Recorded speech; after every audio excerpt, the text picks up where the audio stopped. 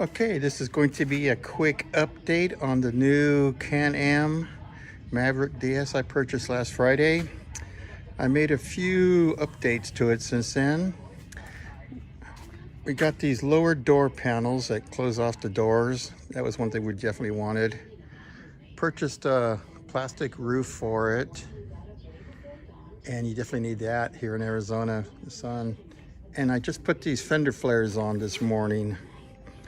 I think it looks a lot cooler with that. So far, I'm pretty impressed with this. It's a really nice side-by-side. My grandson loves it. I haven't even driven it yet on the dirt, just around the neighborhood.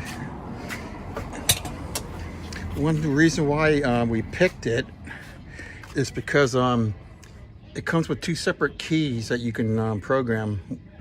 My key is the full performance, and the key I got for when Nathan drives it is limiting the power and the speed limit to 40 miles an hour. The seating position I thought was going to be an issue because it's so laid back, but actually it's all right. I kind of like it.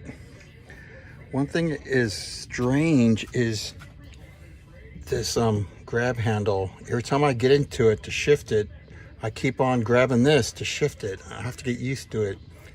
Also, it's backwards from a Razor, where it's high on the Razors, it's low, and the high is right here. So that takes getting used to. There's the low down there. I mean, not much storage space like everybody says. Just the glove compartment. The seats are actually really comfortable. I really like these seats. They're similar to the Razor I have, my Pro, and they have the gaps that some people like. They say keeps you cooler, but for me it feels like when you sit down and your t-shirt is creased behind you, and it kind of bothers you. I keep on moving my t-shirt thinking it's creased, but it's not. It's these gaps, so that's kind of weird. The suspension is good. It's got the stock springs. People say they're gonna wear out pretty quick.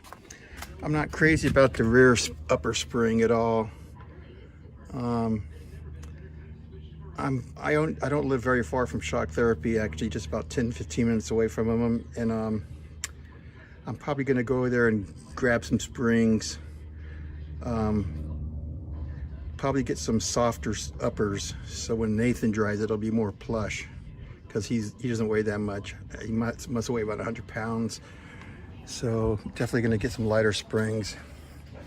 It's got the podium shocks, 3-position, and I don't know how good those are, but I might just take the whole car over there and get it revalved, and the springs make a big difference. He wants a radio, so I don't know about the radio. I don't want to spend a lot of money on it. I have a Bluetooth boom speakers I use out in the back. I might just strap that to the roll cage and let him Bluetooth his music from his phone when he drives it. What else I need for it? A windshield's going to be later. I don't know if I need bumpers. The rims are actually, I like the rims. They're pretty nice. But yeah, I'm pretty happy with this Can-Am. Completely different from my Razor.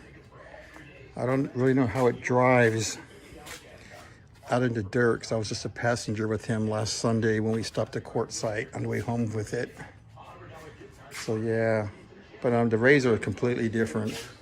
I had the suspension tuned by Shock Therapy, the valving into springs, and plus it's got the dynamic suspension. You can adjust it on the fly, and the computer adjusts each shock about 200 times a second. So yeah, this one's 182 horsepower, and this one's 120 horsepower, which is more than enough. I'm gonna keep him driving with that learning key for a while, even though he doesn't like it. He wants me to let him have the full power, but that's not going to happen for a while. 40 miles an hour is plenty good. I like that you can start this without having to be in park, but then again, you might start it if it's in high or low and it might take off on you if you're not sitting in it, so got to be careful. Some people are complaining about the intake for the belt right behind your head, but I make him wear a helmet, so that cuts down a lot. I know they got a kit to reposition the intake. You block off the intake and you cut a hole right here in the kit, and you put in a screen to keep the noise down from inside. I don't know, so far it doesn't bother me and he doesn't really notice it. But yeah, that's it so far. But I really like this car. It's really nice. But yeah, he loves it, that's for sure. He's just sitting it all the time when he's over here. I can't find him when I come out to my garage, and there he is sitting in it. So, okay, that's it for this quick review of the Can-Am Maverick DS 64-inch width.